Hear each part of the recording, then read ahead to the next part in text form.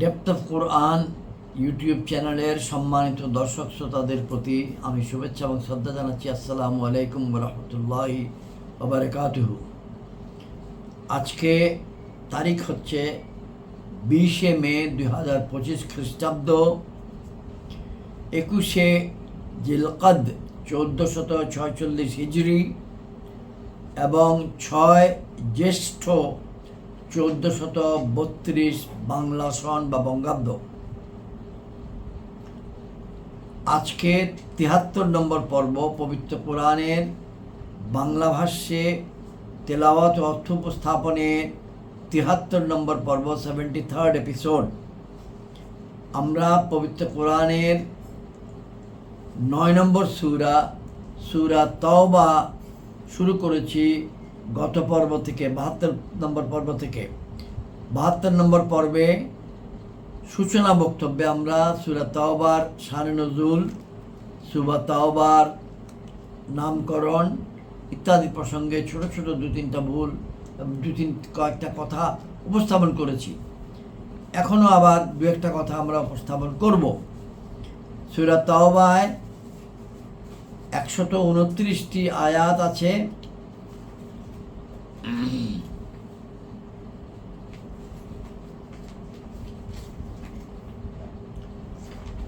সূরা তাওবায় মৌলিক আলোচনা 3 ভাগে বিভক্ত। মৌলিকভাবে বড় ভাগ হলো 3 ভাগ। মুশরিকদের চুক্তিভঙ্গের দরুন তাদের বিরুদ্ধে যুদ্ধ। দ্বিতীয় ভাগ হচ্ছে মুনাফিকদের দেখাদেখি কিছু মুসলিম যুদ্ধে অংশ নিতে গড়িমসি করে, সেই সব মুমিনদেরকে পরীক্ষার মাধ্যমে আলাদা করা।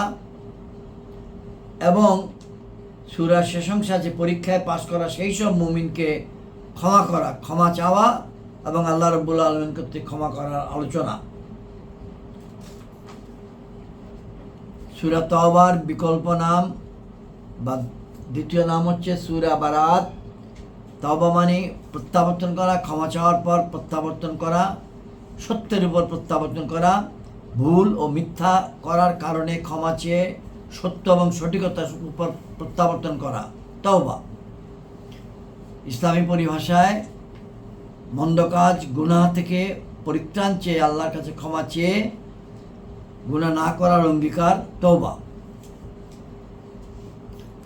দ্বিতীয়ত, বারাত নামের উৎস হচ্ছে মুশরিকগণ মদিনা মুনাওয়ারায় মুসলিম রাষ্ট্রের সঙ্গে বা তথা মুসলমানগণের সঙ্গে যে সকল চুক্তি করেছিল তার মধ্যে অনেকগুলো চুক্তি তারা ভঙ্গ করত, শর্তগুলো পালন করতো না।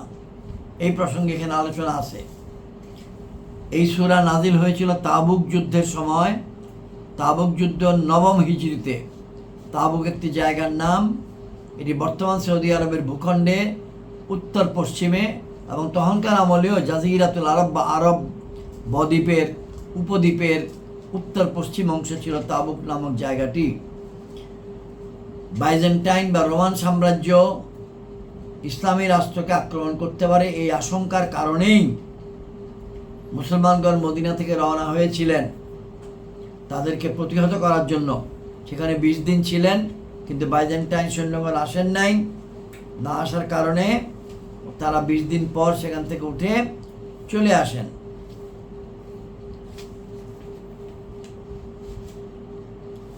আমরা এখন আল্লাহ রাব্বুল আলামিনের সন্তুষ্টি অর্জনের নিমিত্তে এই পর্ব বা এই ডেপথ অফ কোরআন পরিচালনা করি। আল্লাহ রাব্বুল আলামিন আমাদেরকে কবুল করুন। আজকে আমরা তেলাওয়াত করব সূরা তাওবার 7 নম্বর আয়াত থেকে 27 নম্বর আয়াত পর্যন্ত। 7 নম্বর আয়াত থেকে 27 নম্বর আয়াত পর্যন্ত ইনশাআল্লাহ। এর মধ্যে আছে চুক্তি ভঙ্গ করার কারণে মুশরিকদের সাথে সব রকম সম্পর্ক ছিন্ন করার ঘোষণা, তাদের বিরুদ্ধে লড়াইয়ের আদেশ। এখানে আছে মসজিদুল হারাম তথা মসজিদ দেখাশোনা করার উপযুক্ত কেবল মুমিনরা, আর মুমিনদের কাছে আল্লাহ, রাসূল এবং জিহাদই সবচেয়ে প্রিয়। আর অত্যন্ত গূঢ় একটি বিষয় এখানে আছে। আল্লাহ এবং আল্লাহর রাসূল সাল্লাল্লাহু আলাইহি ওয়াসাল্লামের আদেশগুলির মধ্যে যে কোনো পার্থক্য নাই সেটি এখানে প্রতিভাত হয়েছে, উদ্ভাসিত হয়েছে। এখন আমরা মূল পর্বে যাচ্ছি। সবার আগে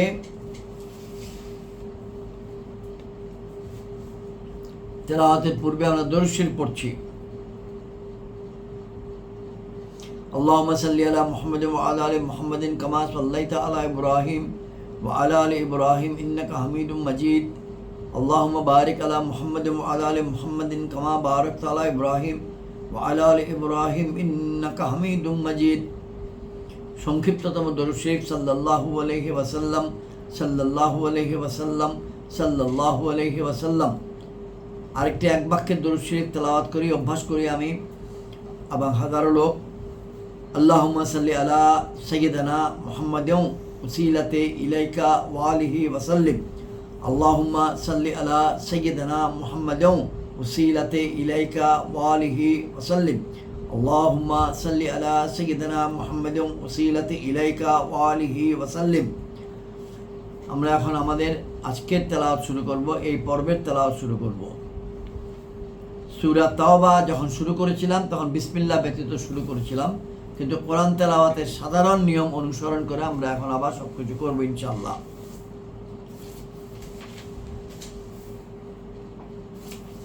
আউযু বিল্লাহি মিনাশ শাইতানির রাজীম। বিসমিল্লাহির রহমানির রহিম। কাইফা ইয়াকুনু লিল মুশরিকিনা আহদুন ইনদাল্লাহি ওয়া ইনদা রাসূলিহি ইল্লাল্লাযীনা আহাদতুম ইনদাল মাসজিদিল হারাম ফামাসতাকামু লাকুম ফাসতাকিমু লাহুম ইন্নাল্লাহা ইউহিব্বুল মুত্তাকিন। কাইফা ওয়া ইন ইয়াযহারু আলাইকুম লা ইয়ারকুবু ফীকুম ইল্লাম ওয়ালা যিম্মাহ يردونكم بأفواههم وتأبى قلوبهم وأكثرهم فاسقون. اشتروا بآيات الله ثمنا قليلا فصدوا عن سبيله إنهم ساء ما كانوا يعملون. لا يرقبون في مؤمن إلا ولا ذمة وأولئك هم المعتدون. فإن تابوا وأقاموا الصلاة وآتوا الزكاة فإخوانكم في الدين ونفصل الآيات لقوم يعلمون. وإن نكثوا أيمانهم من بعد عهدهم وطعنوا في دينكم فقتلوا أئمة الكفر إنهم لأيمانهم لهم لعلهم ينتهون. ألا تقاتلون قوما نكثوا أيمانهم وحموا بإخراج الرسول وهم بداؤكم أول مرة أتخشونهم فالله أحق أن تخشوه إن كنتم مؤمنين. قاتلوهم يعذبهم الله بأيديكم ويخزهم وينصركم عليهم ويشفي صدور قوم مؤمنين ويذهب غيظ قلوبهم ويتوب الله على من يشاء والله عليم حكيم. أم حسبتم أن تتركوا ولما يعلم الله الذين جاهدوا منكم ولم يتخذوا من دون الله ولا رسوله ولا المؤمنين ولا جه والله خبير بما تعملون. ما كان للمشركين أن يأمروا مساجد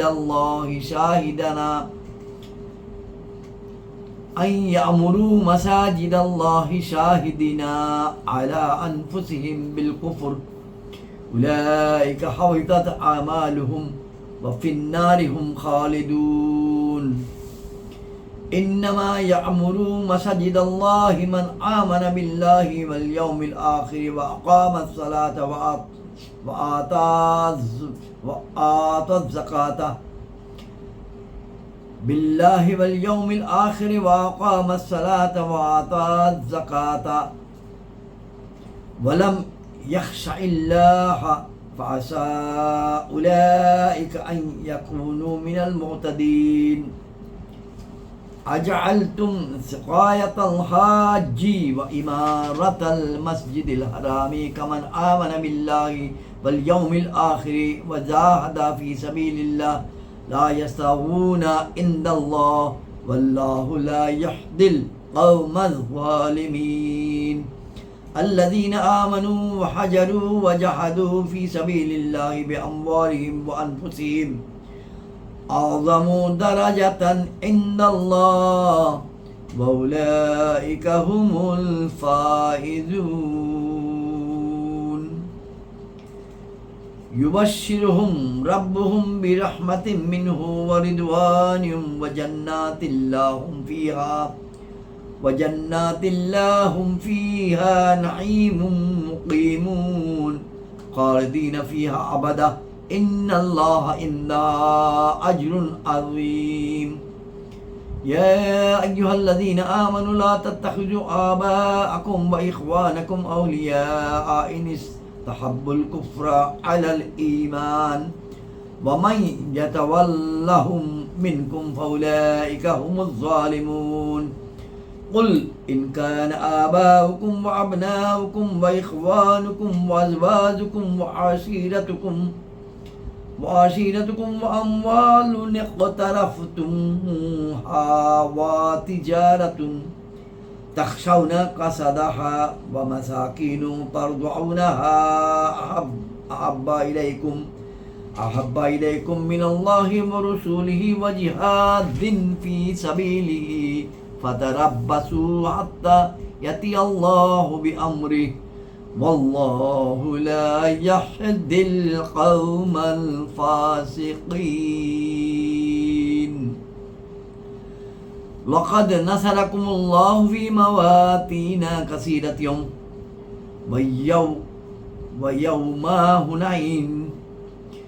ويوم حنين إذ أعجبتكم كسرتكم فلم تغني عنكم شيئا وضاقت عليكم الأرض بما رحبت ثم وليتم مدبرين ثم أنزل الله سكينته على رسوله وعلى المؤمنين وأنزل جنودا لم تروها وعذب الذين كفروا وذلك جزاء الكافرين ثم يتوب الله من بعد ذلك على من يشاء والله غفور رحيم صدق الله العظيم وصدق رسوله النبي الكريم এখন আমরা বাংলা অর্থ উপস্থাপন করব ইনশাআল্লাহ।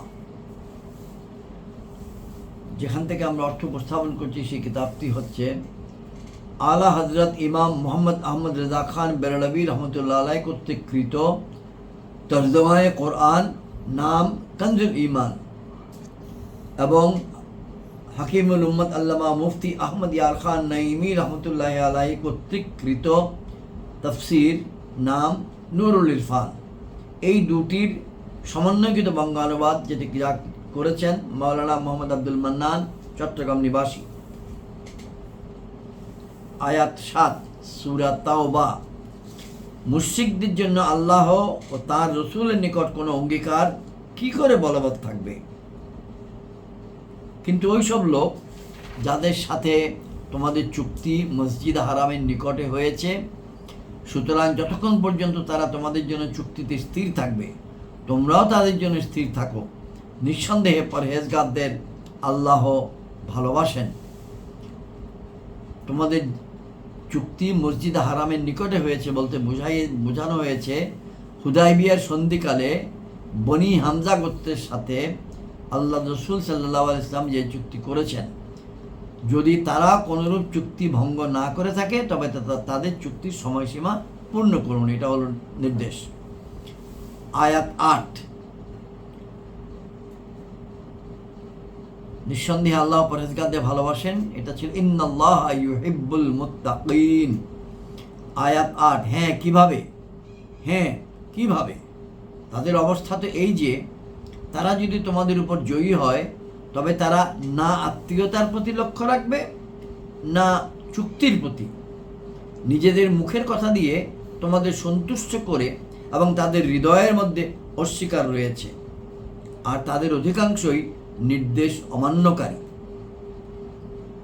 আয়াত 9, তারা আল্লাহর আয়াতগুলোর বিনিময়ে তুচ্ছ মূল্য ক্রয় করে নিয়েছে, অতঃপর তার পথ থেকে নিবৃত করেছে। নিশ্চয়ই তারা খুব মন্দ কাজ করেছে। আয়াত 10, তারা কোনো মুসলমানের ক্ষেত্রে না আত্মীয়তার মর্যাদা রক্ষা করে, না অঙ্গীকারের মর্যাদা রক্ষা করে, এবং তারাই সীমা লঙ্ঘনকারী। আয়াত 11, অতঃপর যদি তারা তওবা করে, নামাজ কায়েম রাখে এবং যাকাত প্রদান করে তবে তারা তোমাদের দ্বীনী ভাই, এবং আমি নিদর্শনসমূহ বিশদভাবে বর্ণনা করি জ্ঞানীদের জন্য। ওয়ানুফাসসিলুল আয়াতি লিকাওমিন ইয়ালামুন, আমি নিদর্শনসমূহ বিশদভাবে বর্ণনা করি জ্ঞানীদের জন্য। আয়াত 12, আর যদি চুক্তি করে নিজেদের শপথসমূহ ভঙ্গ করে এবং তোমাদের দ্বীন সম্পর্কে বিদ্রূপ করে তবে কুফরের নেতাদের বিরুদ্ধে যুদ্ধ করো। নিশ্চয়ই তাদের শপথসমূহ কিছুই নয়, এ আশায় যে হয়তো তারা ফিরে আসবে। আয়াত 13, তোমরা কি ওই সম্প্রদায়ের সাথে যুদ্ধ করবে না যারা নিজেদের শপথসমূহ ভঙ্গ করেছে এবং রাসূলের নির্বাসনের জন্য সংকল্প করেছে, অথচ তাদেরই পক্ষ থেকে সূচনা হয়েছে? তোমরা কি তাদেরকে ভয় করছো? সুতরাং আল্লাহ এ কথারই অধিক উপযোগী যে তাকে ভয় করবে যদি ঈমান রেখে থাকো, অর্থাৎ ঈমানদার হলেই আল্লাহকে ভয় করবে। আয়াত 14, কাজেই তাদের সাথে যুদ্ধ করো, আল্লাহ তোমাদের হাতে তাদের শাস্তি দেবেন এবং তাদেরকে লাঞ্ছিত করবেন, আর তোমাদেরকে তাদের বিরুদ্ধে সাহায্য দেবেন এবং ঈমানদারদের মনকে প্রশান্ত করবেন। আয়াত 15, এবং তাদের অন্তরসমূহের ক্ষোভ দূর করবেন, আর আল্লাহ যার ইচ্ছা তওবা কবুল করবেন, এবং আল্লাহ জ্ঞান ও প্রজ্ঞাময়। ওয়াল্লাহু আলিমুন হাকিম, আল্লাহ জ্ঞান ও প্রজ্ঞাময়। খুব গুরুত্বপূর্ণ একটি আয়াত। এর মানে এই নয় যে অন্য আয়াত অগুরুত্বপূর্ণ, অর্থাৎ এটি দৃষ্টি আকর্ষণ করার জন্য বলছি। আল্লাহ যার ইচ্ছা তওবা কবুল করবেন, এই কথাটাই এই আয়াত 15-তে লেখা আছে। আয়াত 16, তোমরা কি এই ধারণায় রয়েছ যে তোমাদেরকে এমনি ছেড়ে দেওয়া হবে, এবং এখনো আল্লাহ পরিচয় করাননি ওই সব লোকের যারা তোমাদের মধ্য থেকে জিহাদ করবে, আর আল্লাহ তার রসুল এবং মুমিনগণ ব্যতীত অন্য কাউকেও অন্তরঙ্গ বন্ধুরূপে গ্রহণ করবে না, এবং আল্লাহ তোমাদের কৃতকর্ম সম্পর্কে অবহিত।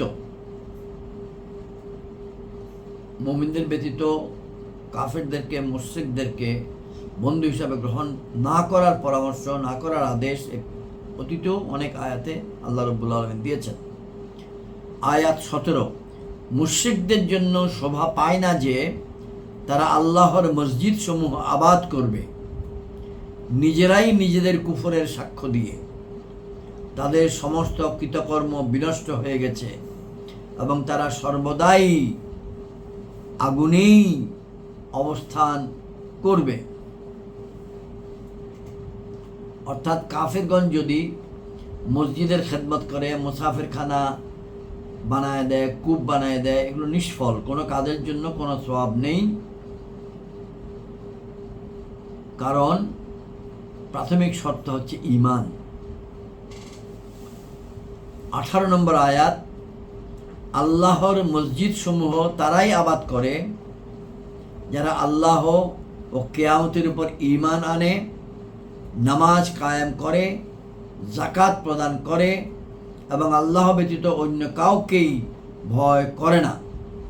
সুতরাং এটাই সন্নিকটে যে এই সব লোক সৎপথ প্রাপ্তদের অন্তর্ভুক্ত হবে।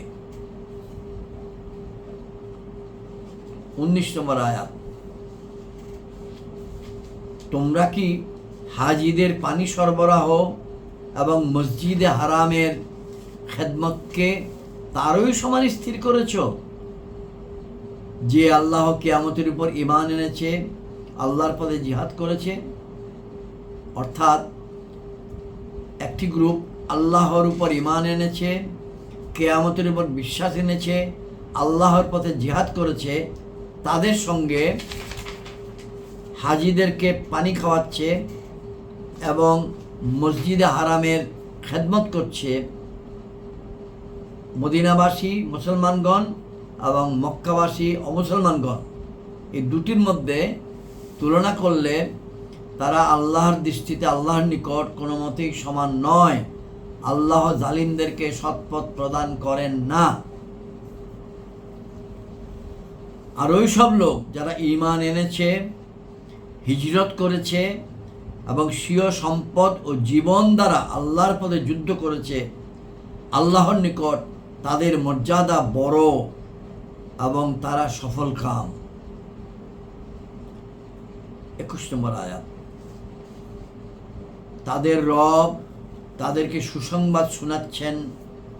তাদের বলতে ওই সব লোক যারা আল্লাহ এবং কিয়ামতের উপর ঈমান এনেছে, আল্লাহর পথে জিহাদ করেছে, আল্লাহর উপর ঈমান এনেছে, হিজরত করেছে, স্বীয় সম্পদ ও জীবন দ্বারা আল্লাহর পথে যুদ্ধ করেছে, এই সমস্ত ব্যক্তিগণের, সম্মানিত ব্যক্তিগণের রব অর্থাৎ আল্লাহ রাব্বুল আলামিন তাদেরকে সুসংবাদ শোনাচ্ছেন নিজ দয়া ও আপন সন্তুষ্টির এবং ওই সব বাগানের যেগুলোর মধ্যে তাদের জন্য স্থায়ী নিয়ামত রয়েছে। সদা সর্বদা তারা সেগুলোর মধ্যে থাকবে। নিঃসন্দেহে আল্লাহর নিকট মহাপুরস্কার রয়েছে। ইন্নাল্লাহা ইনদাহু আজরুন আযীম। আয়াত 23, হে ঈমানদারগণ,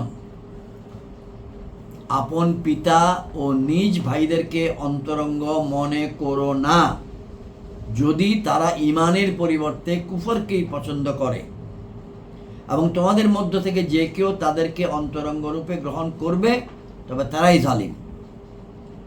আয়াত 24, আপনি বলুন,